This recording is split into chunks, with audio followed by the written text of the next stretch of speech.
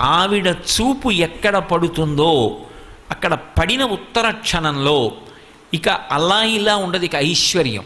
అది ఉత్సాహం కానివ్వండి, సంతోషం కానివ్వండి, పూనిక కానివ్వండి, అక్కడ ఉండేటటువంటి సంపద కానివ్వండి, అవన్నీ కూడా అంత పుష్కళత్వాన్ని పొందుతాయి, అంత సంతోషంగా ఉంటుంది.